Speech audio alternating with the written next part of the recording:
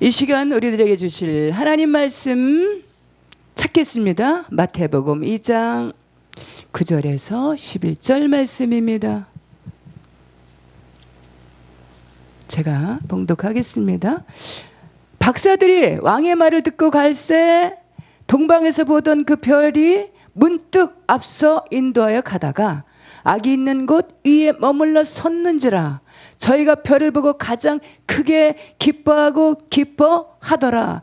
집에 들어가 아기와 그 모친 마리아와 함께 있는 것을 보고 엎드려 아기께 경배하고 보배합을 열어 황금과 유황과 모략을 예물로 드리니라. 아멘. 이 시간 말씀의 제목은 별을 보고입니다. 1장 말씀을 살펴보면 1장은 예수님의 족보입니다. 그런데 등장한 인물들을 살펴보니까 도무지 이해할 수 없는 인물들이 족보에 올라있는 것을 살펴볼 수가 있습니다. 그 중에 몇몇 사람들을 살펴보면 다말, 라합, 롯, 우리아의 아내입니다. 이러한 인물들의 그 삶을 살펴보면 어떻게 이러한 인물들이 주님의 족보에 올라서 그것도 신약의 첫 장, 첫 페이지에 버젓이 등장할 수 있을까 의문하면서 한 번쯤은 이건 아니야, 이럴 수가 없는데 라고 고개를 곁 하면서 우리가 생각에 잠긴 우리 자신을 볼 수가 있을 것 같습니다. 그래도 어느 정도 내웃을만 하고, 그래도 어느 정도 깨끗하게 살고 남에게 내세울 만큼을 살아야지 하고, 그래서 그 정도가 돼야 예수님의 족보에 오를 만도 하지라고 동조할 텐데, 이건 말도 안 돼. 이런 경우가 어디 있을까? 어떻게 과부가, 어떻게 타인의 여인이, 어떻게 기생이, 어떻게 며느리와 시아버지가 썸씽이 있는 그런 인물들을 이렇게 주님의 족보에 올릴 수 있을까라고 우리가 의문을 하였을 것 같습니다. 어떤 분들은 예수님의 족보를 살펴보면서 무슨 산부인과도 아닌데 낳고 또 누구를 낳고 어떻게 이렇게 낳고 그렇게 무슨 산부인과냐, 그렇게 우스갯소리를 하는 그런 분들도 있습니다. 그러면 왜 굳이 바르게 살고 내세울만 하고 자랑할만 한 인물들이 등장하게 보다가 족보에 오르게 보다가 왜 굳이 과거지사가 치부가 있는 이런 여인들에게 정말 드러내고 싶지 않은 여인들을 기록하게 하셨을까입니다. 그 해답은 21장 말씀에 우리 인생들은 죄인이라는 사실을 깨우쳐 주시기 위함입니다. 깨닫게 해주시기 위함입니다. 나는 죄인 중에 괴습니다. 의인은 없나니 하나도 없으며 우리는 스스로가 도무지 의롭게 될 수 없는 존재들이라는 사실을 교훈하기 위함입니다. 성철 스님의 얘기를 우리가 잘 알고 있는데, 그의 인생은 거룩하게 살고 싶어서, 의롭게 살고 싶어서 그렇게 살아보려고 무던히를 애썼죠. 전 인생을 걸었습니다. 때론 사람도 만나지 않고 몇 년을 함구무원했습니다. 몇 년을 또 누워서 살아보기보다가 앉아서 몇 년을 그 자리에서 앉아서 잠을 청했다고 합니다.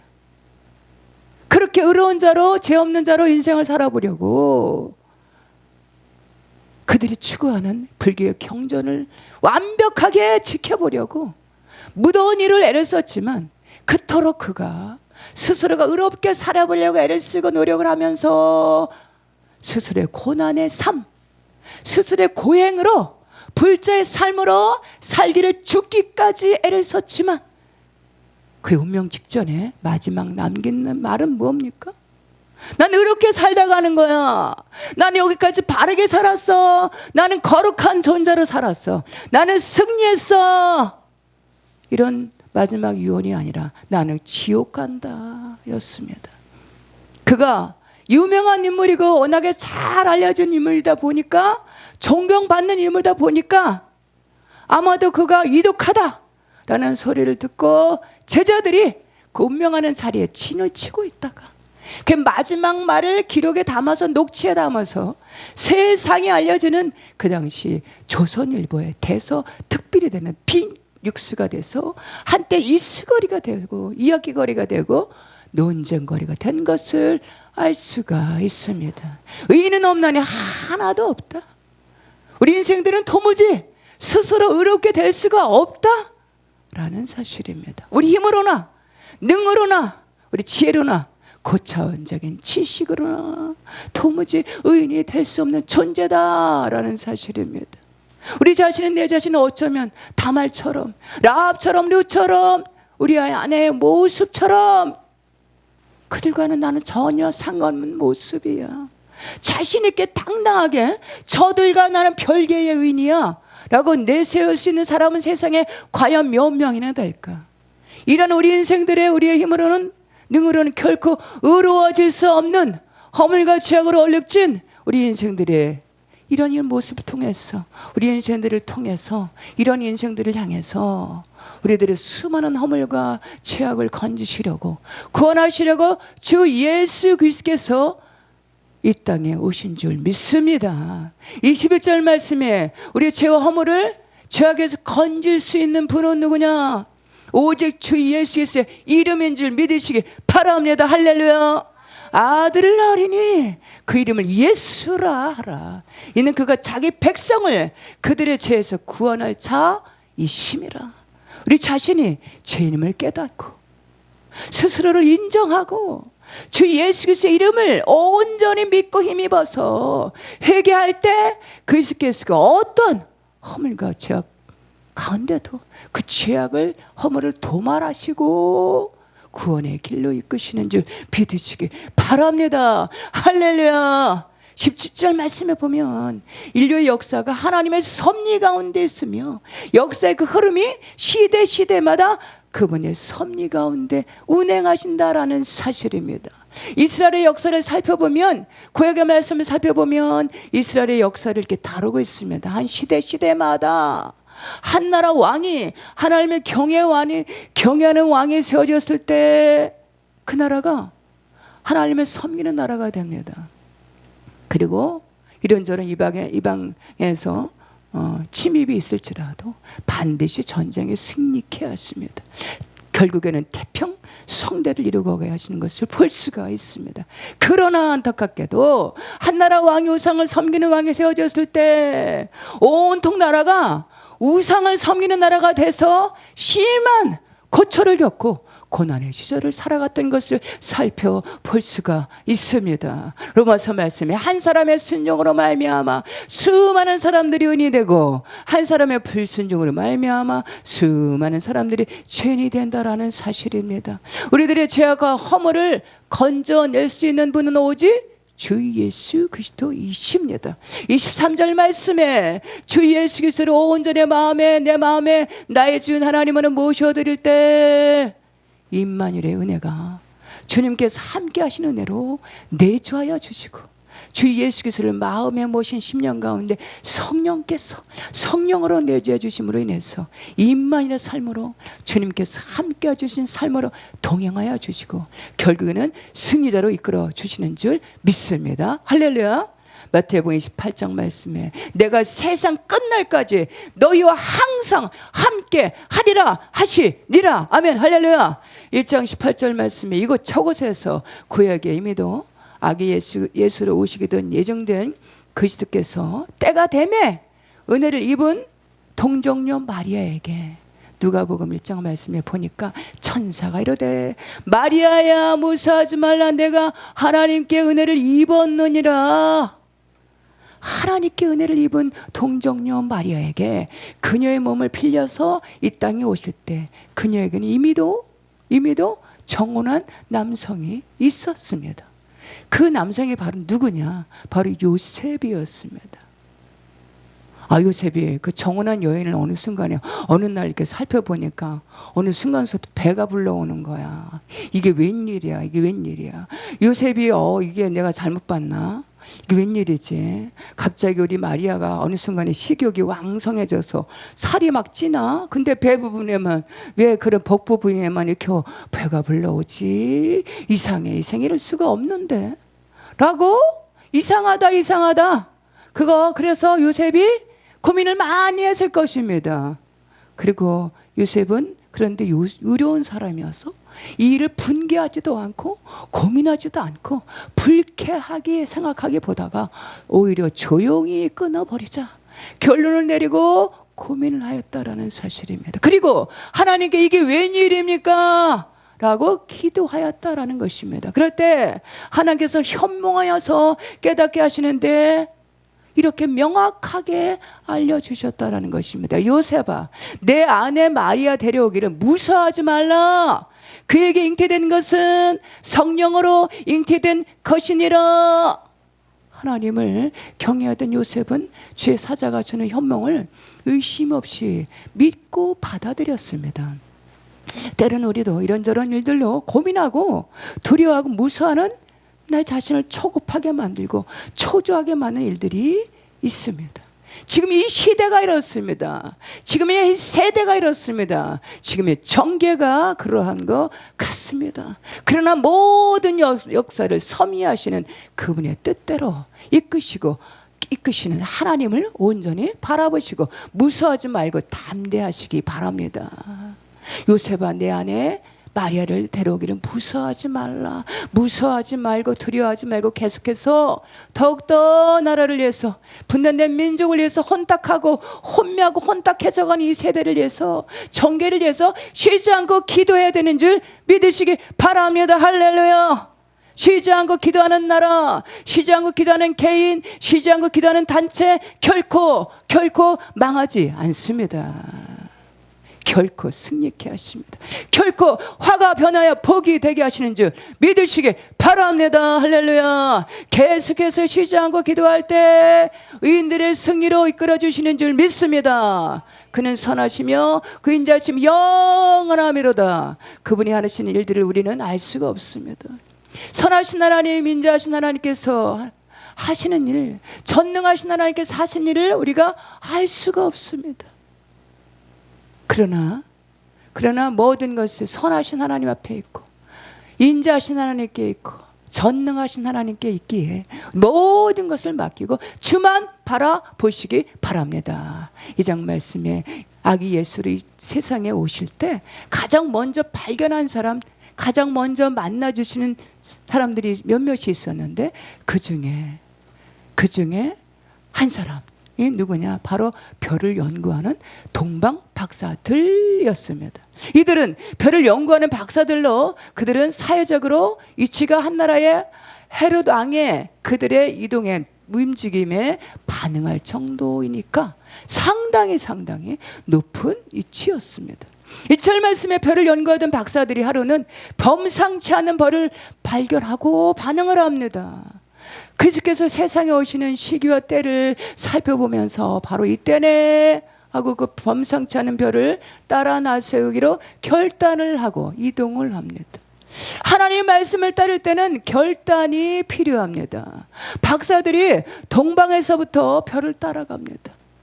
그들이 등장해 어떻게 그 소문이 헤롯에게까지 전달이 됐습니다. 그들이 출연을 한다고? 그러면서 그 나라가 온통 소란했습니다. 헤롯이 깜짝 놀라면서 반응합니다. 이게 어찌된 일인고? 필경 그들이 출연을 한다면, 그들이 온다면, 이동한다면 무슨 특별한 일이 있을 것이야 라고 하면서 그들을 불러서 극진한 대우를 하면서 이동하는 목적을 듣게 합니다. 동방박사들이 이야기를 듣게 되고 헤롯이 드디어 구약에 오시기로 예언된 메시아가 오신다, 그분이 아기 예수로 오신다, 그러한 징조로 알고 있다가 자신들이 동방에서부터 별을 따라가는 사연을 이동하는 그들의 이야기를 전해 듣고 헤롯은 어떤 반응을 했을까요? 아주 신기하게 반응을 하고 속으로는 아주 두려워했습니다. 메시아가 오신다고, 메시아가 온다고, 그리스도가 온다고 그러면서 근데 내 자신의 위치는 어떻게 될 것일까? 그래서 성경에서 오시기로 예정된 그리스도를 육신의 왕으로, 유대인의 능력 있는 왕으로, 세상을 깜짝 놀라게 할 만한 능력 있는 왕이 탄생하는 거로 받아들였습니다. 그렇게 해석을 했습니다. 헤롯은 그리스도를 세상의 위대한 왕이 탄생할 것으로 해석하고 그렇게 받아들였다라는 것입니다. 그리고는 자신의 왕의 자리가 위태하겠구나, 내 자리가 위태하겠구나 하면서 하나님 말씀을 육신의 안목으로만 해석을 하였다라는 것입니다. 하나님은 영이십니다. 하나님 말씀은 하나님 입에서 나오는 은혜와 진리의 말씀입니다. 유앙겔리온, 생명을 살리는, 우리 영을 살리는 곧 복음, 기쁨의 좋은 소식입니다. 하나님 말씀은 영이요 생명이고, 하나님 말씀은 참빛이고 참떡입니다. 영원토록 목마르지 않은 생수이십니다. 생명의 말씀이 여기 있사오매 우리가 어디로 가오리까? 태초의 말씀이 계시니라. 이 말씀은 곧 하나님과 함께 계셨으니 이 말씀이 곧 하나님이시니라. 헤롯은 그리스도를 세상의 유명한 왕으로 해석해버리고 장차 자신의 위치가, 자신의 자리가 어떻게 될까 하면서 그의 탄생을 막아버리는, 이를 계획하는 그 헤롯의 술책을 살펴볼 수가 있습니다. 여기에서 헤롯은 주 예수 그리스도께서 아기 예수로 오심을, 인류의 구원자로 오심을 방해하는 에베소서의 말씀에 불순종 아들들 가운데서 역사하는 영, 세상의 임금 악한 영을 상징합니다. 우리들의 계획은 하나님의 계획은 그 세상 누구도 막을 수가 없습니다. 헤롯도 막을 수가 없습니다. 여호와께 감사하라, 그는 선하시며 그 인자하심이 영원하매로다. 하나님은 선하신 분, 인자하신 분으로, 거룩하신 분으로서, 완전하신 분으로, 전능하신 분입니다. 그 누구도 하나님께서 하신 일들을 막을 수 없다, 제재할 수 없다라는 사실입니다. 그런데 하나님께서 하신 일들을 어떻게 할 수 있을까? 그것은 고차원적인 지식을 할 수 있을까? 고차원적인 최첨단의 기술로 간파할 수 있을까? 고차원적인 인공지능으로 알 수 있을까? 우리는 성경 말씀, 진리의 말씀을 통해서 하나님께서 하실 일들을 깨달아 알 수 있다라는 사실입니다. 할렐루야. 하나님께서 진리의 성령 안에서 감화 감동을 주심으로 하나님의 뜻을 발견할 수 있다라는 사실입니다. 하나님의 뜻은 태초부터 지금까지 성령 하나님 말씀 안에서 그분의 거룩하신 뜻 가운데, 그분의 뜻 가운데 이루어 가신다라는 사실입니다. 언제까지? 주 예수 그리스도께서 인카네이션, 다시 오시는 그날까지입니다. 다시 오시는 그날은 아무도 모르고 다만 하늘에 계신 하나님 아버지께서만 아신다라는 사실입니다. 동방 박사들이 이 범상치 않은 별을 따라서 동방에서부터 이동을 합니다. 여기서 별의 의미는 뭐냐? 하나님의 말씀을 상징합니다. 그 별들이 움직임을 따라서 정처 없이 움직이고 나갔는데, 별이 이동하며 나간 도시가 도착한 곳이 어디냐? 바로 놀랍게도 베들레헴이었습니다. 베들레헴의 의미는 떡집이라는 의미입니다. 나는 세상의 빛이라, 나는 생명의 떡이라, 내가 곧 산떡이라, 나는 세상의 빛이라, 이 떡을 먹으면 살리라. 하나님의 말씀을 보고 듣고 가까이 행하면 삽니다. 하나님께 가까이 함이 내게 복이라. 죽을 영혼이 삽니다. 새 힘을 얻습니다. 빛의 말씀을 선포하며 나갈 때 어두움이 물러갑니다. 할렐루야. 말씀을 즐거이 순종하며 나갈 때 승리케 하십니다. 잘 되게 하십니다. 열매를 맺게 하시는 줄 믿으시기 바랍니다. 할렐루야.